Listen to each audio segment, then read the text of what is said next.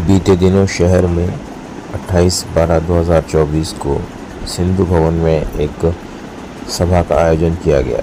भारतीय सिंधु समाज की तरफ से आयोजित इस बैठक में समाज के लोगों ने हिस्सा लिया। इस मौके पर कैंट क्षेत्र से विधायक अशोक रोहानी उपस्थित रहे, उनका भव्य स्वागत किया गया और इस मौके पर सिंधु संस्कृति, भाषा और सभ्यता को लेकर के बातें कही गईं और इनके संरक्षण, संवर्धन और प्रोत्साहन के लिए बातें की गईं, योजनाएं बनाई गईं।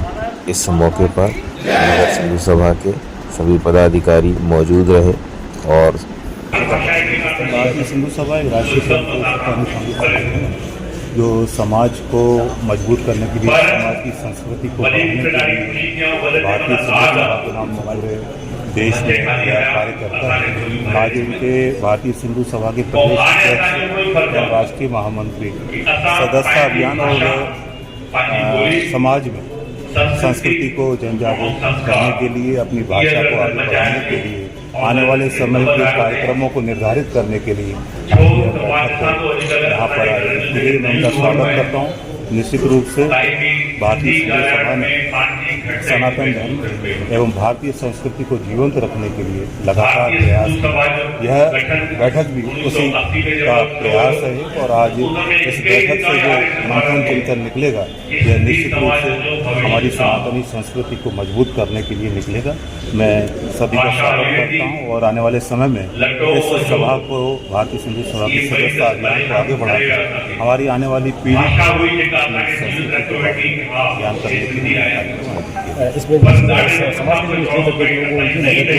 वो तो होती रहती है। हमारे समाज निश्चित रूप से परमार्थ, परोपकार और इसी के लिए जानी जाती है और इसमें यह तय होगा कि निश्चित रूप से हमारे पंक्ति के समाज के या अन्य समाज के मदद कैसे की जाए। भारतीय सिंधु सभा जो कि काम करती है पीड़ित मानवता की सेवा के लिए, संघ का एक आनुषंगिक संगठन जिसका संभाग प्रभारी बनने का सौभाग्य मुझे प्राप्त हुआ। आज प्रदेश के अध्यक्ष सम्मानीय गुलाब ठाकुर जी, विधायक श्री अशोक रोहानी जी, करतार सिंह भटिया जी और समाज के हमारे सिंधु सभा के अध्यक्ष भाई उमेश पारवानी जी, भरत मंगलानी जी और अतुल जैसवानी जी, सभी लोग इस पर उपस्थित हुए।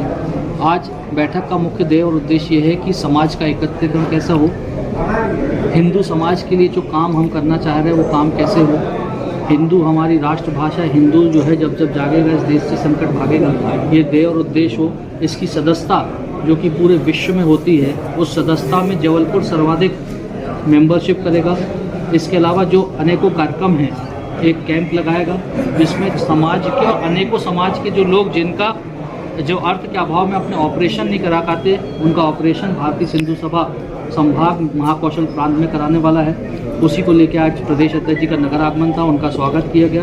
भाई उमेश पारवानी जी के नेतृत्व में आज इस बैठक का आयोजन किया गया। सभी का स्वागत हुआ और सभी ने आने वाले समय के कार्यक्रम की रूपरेखा को लेकर बैठक की तैयारी की। जबलपुर की युवा शाखा, प्रमुख शाखा एवं महिला शाखा की एक बैठक आयोजित, जिसमें प्रदेश अध्यक्ष जी का आज आगमन हुआ, उनका स्वागत भाषण रहा एवं आगामी कार्यक्रमों पर चर्चा हुई, जिसमें सेवा के क्षेत्र में अधिक से अधिक भारतीय सिंधु सभा कार्य कर सके, उसकी रूपरेखा बनाई गई है, जिसमें निचले तबके के सबकी सेवाएं हो सके, उसके लिए हम प्रयास करेंगे। मैं नगर अध्यक्ष उमेश पारवानी। भारतीय सिंधु सभा की बैठक बहुत ही सारगर्भित विषयों को लेकर संपन्न हुई है। केवल सिंधी भाषा ही नहीं, साहित्य और संस्कृति, इन तीनों के लिए भारतीय सिंधु सभा का 1980 में गठन किया गया था और उसी के ऊपर ही हम लोग करीबन ये मान के चलिए 44 साल से इसी पे कार्य कर रहे हैं। आज अगर मैं बोलूं कि सिंधी भाषा अगर जीवित है तो एकमात्र संगठन हमारे भारतीय सिंधु सभा के कारण ही है, क्योंकि उन्होंने अलग 1980 से जला रखी थी कि ये कुछ भी हो जाए, हम अपनी भाषा को लुप्त नहीं होने देंगे, अपनी संस्कृति को लुप्त नहीं होने देंगे, अपने साहित्य को लुप्त नहीं होने देंगे।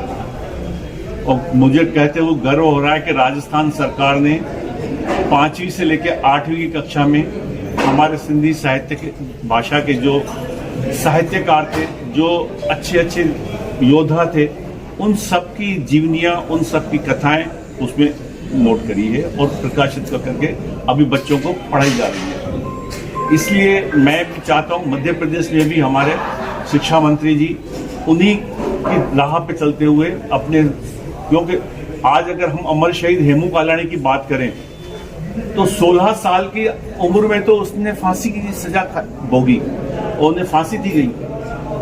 तो ऐसे सूरवीरों का